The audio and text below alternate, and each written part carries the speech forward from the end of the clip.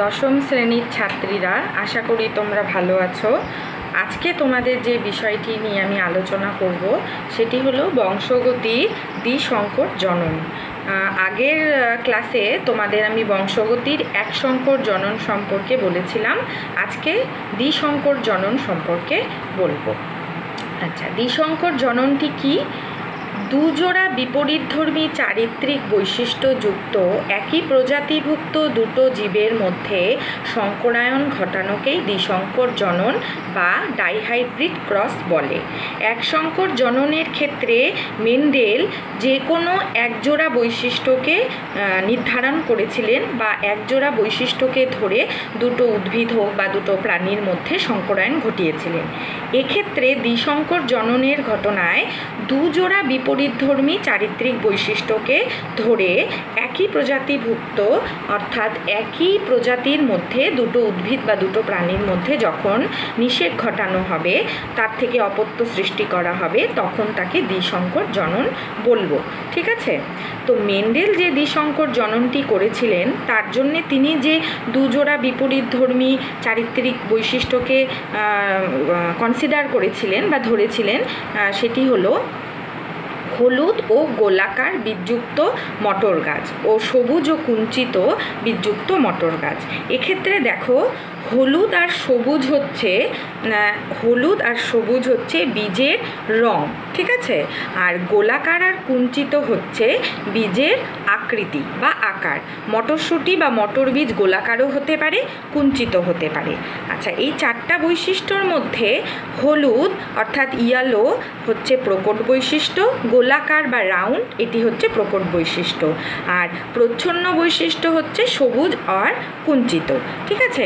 তাহলে এক্ষেত্রে দেখো, যে দুজোড়া বৈশিষ্ট্যকে মেন্ডেল ধরেছিলেন তার মধ্যে কে রয়েছে? একটা হচ্ছে বীজের রং, যেটা হলুদ আর সবুজ, আর বীজের আকৃতি বা আকার, যেটা গোলাকার আর কুঞ্চিত।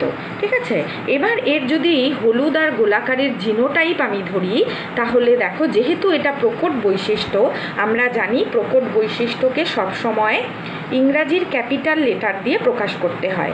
হলুদকে যেহেতু ইয়েলো বলা হয়, তো ইয়েলোর ক্যাপিটাল লেটার WY দিয়ে ডিনোট করা হবে, বোঝানো হবে। আর গোলাকার রাউন্ড, তাই ক্যাপিটাল R দিয়ে গোলাকারকে বোঝানো হচ্ছে। আর আমরা জানি যে প্রচ্ছন্ন বৈশিষ্ট্য সবসময় প্রকট বৈশিষ্ট্যের স্মল লেটার দিয়ে প্রকাশ করা হয়। তো ক্যাপিটাল Y এর স্মল লেটার y আর ক্যাপিটাল R এর স্মল r দিয়ে এই প্রচ্ছন্ন বৈশিষ্ট্য অর্থাৎ সবুজ আর কুঞ্চিতকে প্রকাশ করা হয়েছে।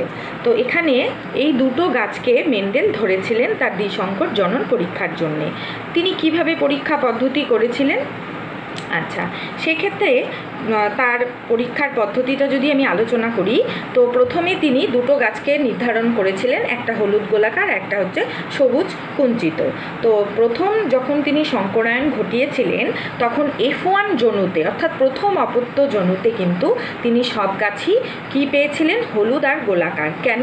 তার কারণ হচ্ছে F1 জনুতে, মনে রাখবে, সবসময় প্রকট বৈশিষ্ট্যটি প্রকাশ পায়। তো যেহেতু প্রকট বৈশিষ্ট্য এখানে হলুদ আর গোলাকার, তাই F1 জনুতে অর্থাৎ প্রথম অপত্য জনুতে সব গাছই কিন্তু হলুদ গোলাকার হয়েছিল। এরপর F1 জনুর প্রাপ্ত গাছগুলোর মধ্যে যখন স্বপরাগযোগ ঘটালেন, স্বপরাগযোগ অর্থাৎ হচ্ছে ওই গাছেরই ফুলের মধ্যে পুংরেণু আর স্ত্রীরেণুর মিলন ঘটানো, অর্থাৎ একই গাছের মধ্যে নিষেক হবে। তো এবার এই স্বপরাগযোগ ঘটানোর পরে দেখা যাচ্ছে F2 জনুতে যে গাছগুলো জন্মালো, তার মধ্যে 9 ভাগ হচ্ছে হলুদ গোলাকার, 3 ভাগ হলুদ কুঞ্চিত, আর 3 ভাগ সবুজ গোলাকার বীজযুক্ত, আর 1 ভাগ হচ্ছে সবুজ কুঞ্চিত। এটা ছিল মেন্ডেলের পরীক্ষা পদ্ধতি। এবার এই পরীক্ষা পদ্ধতিটাকে আমরা চেকার বোর্ডের সাহায্যে আলোচনা করে দেখব। আচ্ছা, পি জনু অর্থাৎ প্যারেন্টাল জনু অর্থাৎ জনিত্রী জনু, তাহলে তাকে পি দিয়ে ডেনোট করা হয়। আচ্ছা, তাহলে প্যারেন্টাল জনুর মধ্যে হলুদ আর গোলাকার বীজযুক্ত গাছ অর্থাৎ Y আর কে সাথে ইতর পরাগযোগ ঘটানো হবে সবুজ ও কুঞ্চিত বীজযুক্ত y স্মল r উদ্ভিদের মধ্যে। এখানে এই বৈশিষ্ট্যটি প্রকট, সেটা আমি আগেই বলেছি, আর এই বৈশিষ্ট্যগুলো প্রচ্ছন্ন। এই উদ্ভিদ থেকে প্রাপ্ত গ্যামেটের মধ্যে দেখো, একটা Y আসবে, একটা ক্যাপিটাল আর আসবে। আর এক্ষেত্রে যে গ্যামেটগুলো তৈরি হবে তার মধ্যে একটা স্মল ওয়াই এবং স্মল আর ফ্যাক্টর বলো, মেন্ডেল এগুলোকে ফ্যাক্টর বলেছিলেন, পরবর্তীকালে এগুলোকে অ্যালিল বা জিন দ্বারা বোঝানো হয়েছে। ঠিক আছে, তো ফ্যাক্টরগুলি কিন্তু আসছে। এবার এই গ্যামেটের যখন মিলন হবে তখন F1 জনুতে কিন্তু capital Y, small Y, capital R, small r genotype যুক্ত উদ্ভিদ সৃষ্টি হবে। এই উদ্ভিদটি কিন্তু দেখো কোন বৈশিষ্ট্যকে প্রকাশ করবে? প্রকট বৈশিষ্ট্যকে, অর্থাৎ হলুদ আর গোলাকার বৈশিষ্ট্যটি কিন্তু F1 জনুতে প্রকাশিত হবে। ঠিক আছে, ফিনোটাইপ দেখো হলুদ আর গোলাকার। কেন? কারণ হলুদ আর গোলাকারই হচ্ছে প্রকট বৈশিষ্ট্য। প্রচ্ছন্ন বৈশিষ্ট্য সবুজ কুঞ্চিত তারা কিন্তু F1 জনুতে প্রকাশ পাবে না। ঠিক আছে, এবার F1 জনুর যে উদ্ভিদগুলো পাওয়া গেল, এই যে উদ্ভিদগুলো, এদের মধ্যে স্বপরাগযোগ হবে, অর্থাৎ একই গাছের ফুলের মধ্যেই কিন্তু পুংরেণু স্ত্রীমেরুর মিলন ঘটানো হবে। এবার এই দেখো যে শঙ্কর গাছটি হয়েছে তার থেকে কি কি গ্যামেট হচ্ছে? 4 ধরনের গ্যামেট তৈরি হবে। কি কি? 4টি কম্বিনেশন বা সমন্বয়ের যে গ্যামেট সেগুলো কি হবে? একটা ক্যাপিটাল ওয়াইয়ের সাথে ক্যাপিটাল আর ফ্যাক্টর যুক্ত গ্যামেট, একটা ক্যাপিটাল ওয়াই স্মল আর, একটা small y small r capital আর, একটা স্মল ওয়াই স্মল আর। তাহলে এই 4 ধরনের কিন্তু গ্যামেট তৈরি হচ্ছে। এগুলোকে যদি আমরা স্ত্রী গ্যামেট ধরি, একইভাবে পুং গ্যামেট কী হবে দেখো, capital Y capital R, capital Y small r, small y small r, small Y capital, small y small capital R এক্ষেত্রে স্মল ওয়াই স্মল আর। একই 4 ধরনের কিন্তু স্ত্রী গ্যামেট আর পুং গ্যামেট এখানে তৈরি হচ্ছে। ঠিক আছে, এবার এই গ্যামেটগুলোকে আমি চেকার বোর্ডের মধ্যে সাজিয়ে নেব। ঠিক আছে, তোমরাও এইভাবেই সাজিয়ে করবে, তাহলে তোমাদের করতে সুবিধা হবে। পুং গ্যামেটগুলোকে এখানে পরপর সাজিয়ে নিলাম, স্ত্রী গ্যামেটগুলোকে পরপর সাজিয়ে নিলাম, একই ধরনের গ্যামেট। আচ্ছা, এবার লেখার পরে আমরা ক্রসটাকে করব। ক্যাপিটাল ওয়াই ক্যাপিটাল আর যুক্ত স্ত্রী গ্যামেট যখন ক্যাপিটাল ওয়াই ক্যাপিটাল আর এর পুং গ্যামেটের সঙ্গে মিলিত হবে তখন যে উদ্ভিদ তৈরি করবে সেটা দেখো capital Y capital Y capital R capital R. Simple, কিচ্ছু নয়। এটার সাথে এটাকে যখন তুমি যোগ করবে তাতে যে জিনোটাইপটা আসবে লিখে দিবে। ঠিক আছে, এরপরে যেটা হবে এর সাথে এর মিলনে কী গাছ তৈরি হবে? Capital Y capital Y capital R small r. ঠিক আছে, এইভাবে এটা দিয়ে আবার এটাকে করি। এক্ষেত্রে এই দুটো গ্যামেটের মিলনে দেখো কি আসছে, capital Y small Y capital R capital R. এবার এই গ্যামেটটি যখন এই গ্যামেটের সঙ্গে মিলিত হবে তখন কি জিনোটাইপ আসবে? Capital Y small Y capital R small r. একইভাবে এখানের যতগুলো গ্যামেট আছে প্রত্যেকটিকে আমি এর সাথে কি করব? ক্রস করাবো। কিভাবে দেখো, এই ক্যাপিটাল ওয়াই স্মল আর গ্যামেট যখন এই 4টি পুং গ্যামেটের সঙ্গে মিলিত হবে তখন কি জিনোটাইপ তৈরি করবে? প্রথমে দেখি capital Y capital R small r, capital Y small r. এক্ষেত্রেও দেখো capital Y small Y capital R এবং স্মল আর। এক্ষেত্রে এর সাথে যখন এ মিলিত হবে capital Y capital small r. একইভাবে এই দুটো গ্যামেট, এই গ্যামেটটি যখন এই 4টি গ্যামেটের সঙ্গে মিলিত হবে তখন এই 4টি জিনোটাইপযুক্ত উদ্ভিদ তৈরি করবে। আবার এই স্ত্রী গ্যামেটটি যখন এই 4টি গ্যামেটের পুং গ্যামেটের সাথে মিলিত হবে তখন এই 4টি জিনোটাইপযুক্ত গাছ তৈরি করবে।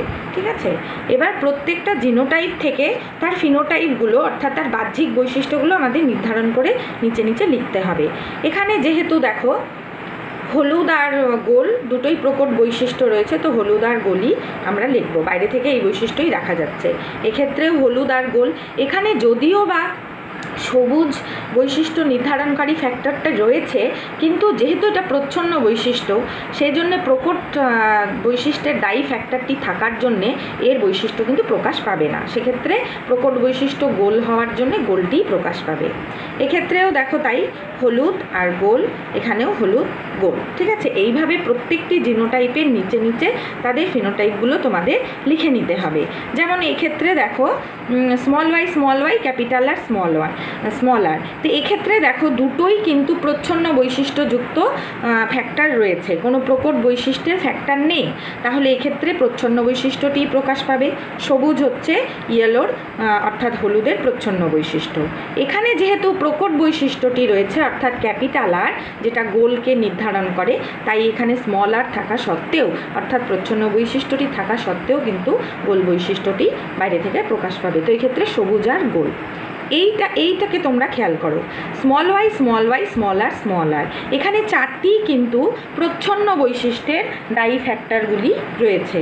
স্মল ওয়াই হচ্ছে সবুজ বৈশিষ্ট্যের দায়ী ফ্যাক্টর, আর স্মল আর হচ্ছে কুঞ্চিত অর্থাৎ কুঞ্চিত আকৃতিযুক্ত বীজের দায়ী ফ্যাক্টর। তো এখানে যেহেতু দুটোই তোমার প্রচ্ছন্ন বৈশিষ্ট্য দায়ী ফ্যাক্টরটা রয়েছে, তাই দুটোই প্রচ্ছন্ন বৈশিষ্ট্যই প্রকাশ পেয়েছে, এখানে কোনো প্রকট বৈশিষ্ট্যের বহিঃপ্রকাশ হয়নি। আচ্ছা, এবার দেখো এই যে এখানে আমাদের যে জিনোটাইপ বা ফিনোটাইপগুলো পাওয়া গেল, তাদেরকে আমরা একটু আলাদা করব আমাদের ফিনোটাইপিক বা জিনোটাইপিক অনুপাতটি পাওয়ার জন্যে। তো হলুদ আর গোল বীজযুক্ত কতগুলো উদ্ভিদ পেয়েছি? এতগুলোর মধ্যে এখানে টোটাল দেখো 16টা আছে। 1 2 3 4 5 6 7 8 9 10 11 12 13 14 15 16টা।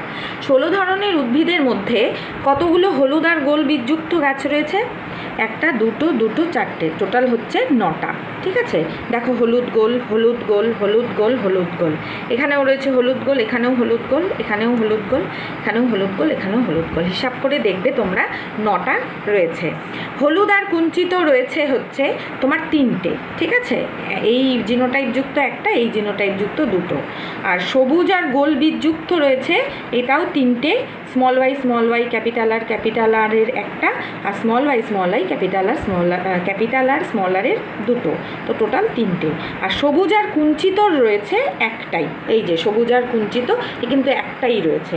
তাহলে দেখো হলুদ আর গোল বীজযুক্ত 9টা, হলুদ কুঞ্চিত বীজ 3টা, সবুজ ও গোল বীজ 3টে, সবুজ আর কুঞ্চিত একটা।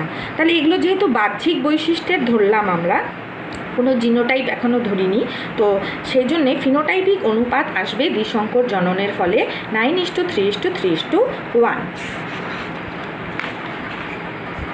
এই যে দেখো ফিনোটাইপিক অনুপাত হচ্ছে 9:3:3:1।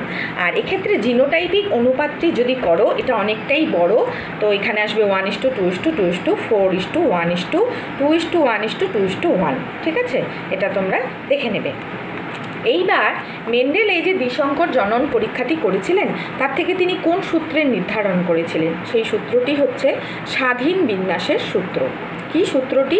2 বা ততোধিক বিপরীত বৈশিষ্ট্যযুক্ত একই প্রজাতিভুক্ত দুটো জীবের মধ্যে সংকরায়ন ঘটালে উৎপন্ন অপত্য জীবে বিপরীতধর্মী বৈশিষ্ট্যের ফ্যাক্টরগুলি একত্রিত হলেও গ্যামেট গঠনকালে এরা আলাদা হয়ে যায় এবং স্বাধীনভাবে সম্ভাব্য সকল প্রকার সমন্বয়ে গ্যামেটের সঞ্চারণ ঘটায়। অর্থাৎ মেন্ডেল দেখো যে দুজোড়া বিপরীতধর্মী চারিত্রিক বৈশিষ্ট্য নির্ধারণকারী ফ্যাক্টরগুলো ধরেছিলেন, সেক্ষেত্রে এরা পাশাপাশি থাকলেও কিন্তু মিশ্রিত হয়ে যায় না, কখনো একসাথে মিশে যায় না। যখন আবার গ্যামেট গঠন করে তখন পরস্পর কিন্তু ফ্যাক্টরগুলি আলাদা হয়ে গিয়ে সম্ভাব্য সমস্ত ধরনের গ্যামেটের উৎপত্তি ঘটায়। আমি তোমাদেরকে একটু দেখাই, তাহলেই বুঝতে পারবে। এই দেখো capital Y capital R small r যে রয়েছে এই ফ্যাক্টরগুলো, এরা কিন্তু পাশাপাশিই রয়েছে, আবার প্রয়োজন পড়লে এরা সবার সাথেই সবাই মিশে গিয়ে কিন্তু গ্যামেট গঠন করতে পেরেছে। ঠিক আছে, স্বাধীনভাবে বিন্যস্ত হয়ে গ্যামেটটা তৈরি করেছে, কেউ কারোর উপর সাথে কিন্তু মিশে যায়নি। ঠিক আছে, তো এটাই মেন্ডেল বোঝাতে চেয়েছিলেন যে ফ্যাক্টরগুলি কখনো মিশে যায় না, বরঞ্চ গ্যামেট গঠনকালে আবার আলাদা হয়ে যেতে পারে। ঠিক আছে, তো এইবার মেন্ডেলের বংশগতি সূত্রের ব্যতিক্রমী ঘটনা একটা আলোচনা করব, যেটাকে আমরা অসম্পূর্ণ প্রকটতাও বলি। ঠিক আছে, মেন্ডেল বলেছিলেন যে একসংকর জনন পরীক্ষা অনুযায়ী প্রকট আর প্রচ্ছন্ন যখন আসবে দুটো ফ্যাক্টর, তার মধ্যে সবসময় F1 জনুতে প্রকট বৈশিষ্ট্যটি প্রকাশ পাবে। মেন্ডেলের এটাই তথ্য ছিল। ঠিক আছে, কিন্তু সন্ধ্যামালতী বা স্ন্যাপড্রাগন বলে একটা গাছ আছে, তোমরা সবাই জানো সন্ধ্যামালতীকে। তো ওই উদ্ভিদে কি হয়, প্রকট আর প্রচ্ছন্ন বৈশিষ্ট্য পাশাপাশি থাকা সত্ত্বেও F1 জনুতে অর্থাৎ প্রথম অপত্য জনুতে প্রকট বৈশিষ্ট্যের বহিঃপ্রকাশ ঘটে না বা প্রচ্ছন্ন বৈশিষ্ট্যেরও বহিঃপ্রকাশ ঘটে না। সেক্ষেত্রে কি হয়, প্রকট বা প্রচ্ছন্ন বৈশিষ্ট্য প্রকাশ না পেয়ে একটা অন্য মিশ্র কোনো একটা ফিনোটাইপ, যেটা আমরা বাইরে থেকে দেখতে পারি, সেই বৈশিষ্ট্যের বহিঃপ্রকাশ ঘটে। তো মেন্ডেলের কথা অনুযায়ী যে F1 জনুতে প্রকট বৈশিষ্ট্য বহিঃপ্রকাশ ঘটবে, এটা কিন্তু এই ক্ষেত্রে মিলল না। এটা হচ্ছে মেন্ডেলের সূত্রের ব্যতিক্রমী ঘটনা যেহেতু, তাই একে বলা হয় অসম্পূর্ণ প্রকটতা। ঠিক আছে, তাহলে আমরা দেখি ঘটনাটি কি ঘটে। একটা সন্ধ্যামালতী বা স্ন্যাপড্রাগনের যদি লাল ফুলযুক্ত উদ্ভিদ ধরা হয়, লালকে ইংলিশে বলা হয় রেড বৈশিষ্ট্যটি প্রকট, তাহলে এটি ক্যাপিটাল আর দিয়ে প্রকাশ করা হবে। আর সাদা ফুলটি বৈশিষ্ট্যটি হচ্ছে প্রচ্ছন্ন, তাহলে এটি স্মল আর দিয়ে প্রকাশ করা হবে। এটা হচ্ছে প্যারেন্টাল জনু। এর থেকে যে উদ্ভিদটি তৈরি হবে প্রথম অপত্য জনুতে, F1 জনুতে, তাতে কিন্তু লাল ফুল যেটি প্রকট বৈশিষ্ট্য সেটি প্রকাশ পাওয়ার কথা ছিল মেন্ডেলের সূত্র অনুযায়ী, কিন্তু এখানে ব্যতিক্রমী হিসাবে দেখো গোলাপি ফুলযুক্ত উদ্ভিদের সৃষ্টি হলো। লালও প্রকাশ পেল না, সাদাও প্রকাশ পেল না, লাল আর সাদার মিশ্রণে গোলাপি রঙের সৃষ্টি হলো। তো এটা যেহেতু মেন্ডেলের ব্যতিক্রমী ঘটনা, তো এটাকে তোমাদের আলাদাভাবে জানতে হবে। এবার দেখো F1 জনুতে প্রাপ্ত উদ্ভিদগুলোর মধ্যে যদি স্বপরাগযোগ ঘটাই, তাহলে কি হবে, লাল ফুল, গোলাপি ফুল, সাদা ফুল একটু জনুতে তৈরি হচ্ছে। ঠিক আছে, এবার একটু চেকার বোর্ডের সাহায্যে এটা করে দেখাই। লাল উদ্ভিদ, বিশুদ্ধ ফুল মানে ফুলের ক্যাপিটাল আর, বিশুদ্ধ সাদা স্মল আর, এদের থেকে প্রাপ্ত গ্যামেট ক্যাপিটাল আর স্মল আর, যাদের থেকে F1 জনুতে যে উদ্ভিদটি হলো সেটি সম্পূর্ণ গোলাপি উদ্ভিদ। ঠিক আছে, এবার এই F1 জনুর প্রাপ্ত উদ্ভিদের মধ্যে যদি স্বপরাগযোগ ঘটাই, তাতে আসলো ক্যাপিটাল আর স্মল আর গ্যামেট। এই গ্যামেটের মধ্যে যখন মিলন হবে তখন কি হবে দেখো, ক্যাপিটাল আর মিলনে লাল ফুল, ক্যাপিটাল আর স্মল আরের মিলনে গোলাপি ফুল, এক্ষেত্রেও দেখো গোলাপি ফুল, আর শেষে স্মল আরের মিলনে সাদা ফুল। তো আমরা জানি যে ক্যাপিটাল আর স্মল আর থাকলে, প্রকট প্রচ্ছন্ন বৈশিষ্ট্য পাশাপাশি থাকলে প্রকট বৈশিষ্ট্যটি প্রকাশ পাওয়ার কথা, এখানে লাল বৈশিষ্ট্যটি প্রকাশ পাওয়ার কথা ছিল কিন্তু প্রকাশ পেল না, এক্ষেত্রে কিন্তু গোলাপি বৈশিষ্ট্যযুক্ত উদ্ভিদ সৃষ্টি হলো। তাহলে এখানে ফিনোটাইপিক আর জিনোটাইপিক অনুপাতটা দেখি। ফিনোটাইপিক অনুপাত লাল ফুল একটা, গোলাপি ফুল দুটো, আর সাদা ফুল একটা, 1:2:1। আর জিনোটাইপিক অনুপাতটা কি দেখো, লাল ফুল ক্যাপিটাল আর হচ্ছে একটা, গোলাপি ফুল ক্যাপিটাল আর স্মল আর দুটো, আর স্মল আর হচ্ছে একটা।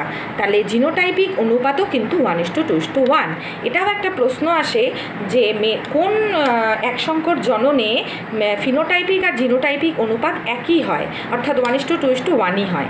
এখানে দেখো মেন্ডেলের সূত্রের ব্যতিক্রমী ঘটনা হিসাবে এখানে কিন্তু ফিনোটাইপিক আর জিনোটাইপিক অনুপাতটি একই হচ্ছে, 1:2:1। ঠিক আছে, আচ্ছা, এবার দুটো জিনিস খুব ছোট্টভাবে জানবো, একটা হচ্ছে টেস্ট ক্রস আর একটা হচ্ছে ব্যাক ক্রস।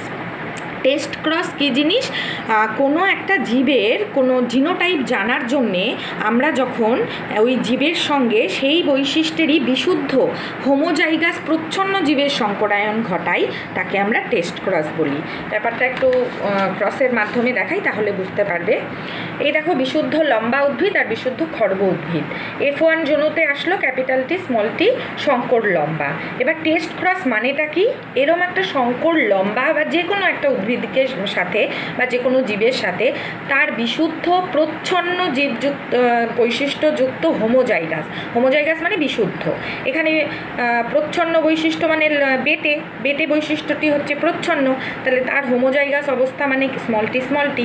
তাহলে এই জীবটির সঙ্গে যখন আমি এরকম একটা প্রচ্ছন্ন বৈশিষ্ট্যযুক্ত হোমোজাইগাস জীবের ক্রস ঘটাবো, তখন যেটি পাওয়া যাবে সেই ক্রসটিকে আমরা বলবো টেস্ট ক্রস। এখানে দেখো দুটো গ্যামেট হলো, এখান থেকে এক ধরনেরই গ্যামেট হলো, এদের মিলনে দু ধরনের জীব তৈরি হচ্ছে, একটা সংকর লম্বা আর বিশুদ্ধ খর্ব। তাদের মধ্যে অনুপাত হচ্ছে 1:1। আর আরেকটি বিষয় সম্পর্কে জানবো, সেটি হচ্ছে ব্যাক ক্রস। যখন অপত্য যৌনুর জীবের সঙ্গে পূর্ববর্তী জনিত্রীর যে কোনো জীবের সংকরায়ন ঘটানো হচ্ছে, অর্থাৎ কোনো জীবের সঙ্গে তার পূর্ববর্তী যে পিতামাতা অর্থাৎ প্যারেন্টাল যৌনু সেই যৌনুর যে কোনো বাবা মার সঙ্গে যে কোনো বৈশিষ্ট্যযুক্ত জীবেরই যদি সংকরায়ন ঘটাই, তাকেই আমরা ব্যাক ক্রস বলবো। যেমন এখানে বিশুদ্ধ লম্বা আর বিশুদ্ধ বেটের মধ্যে ক্রস করে F1 যৌনুতে এই উদ্ভিদটি আসলো সংকর লম্বা, তাহলে ব্যাক ক্রসকে কোনটা বলবো? এর সাথে যদি আমি এর ক্রস করি, এই সংকর লম্বার সাথে যদি তার প্যারেন্টাল জনুর অর্থাৎ পি জনুর এই উদ্ভিদের ক্রস করি, সেটাও ব্যাক ক্রস। এই উদ্ভিদের সঙ্গে যদি এই প্যারেন্টাল জনুর এই বিশুদ্ধ বেটের মধ্যে ক্রস করি, সেটাও কিন্তু ব্যাক ক্রস। ঠিক আছে, ব্যাক ক্রস মানে হচ্ছে F1 জনুতে প্রাপ্ত যে কোনো জীবের সঙ্গে তার প্যারেন্টাল জনুর অর্থাৎ পি জনুর জনিত্রী জনুর যে কোনো জীবের মধ্যে সংকরায়নকেই আমরা ব্যাক ক্রস বলবো। টেস্ট ক্রস আর ব্যাক ক্রস কেন জানার দরকার ছিল? কারণ কোনো জীবের জিনোটাইপ বার করার জন্যে এই ব্যাক ক্রস টেস্ট ক্রস কিন্তু খুবই হেল্পফুল, অর্থাৎ আমাদের সাহায্য করে। তো তোমাদের আজকে এইটুকুই পড়ালাম, তোমরা বাড়িতে পড়বে। যদি কোনো বিষয় সম্পর্কে বুঝতে অসুবিধা হয় অবশ্যই আমার সাথে যোগাযোগ করো।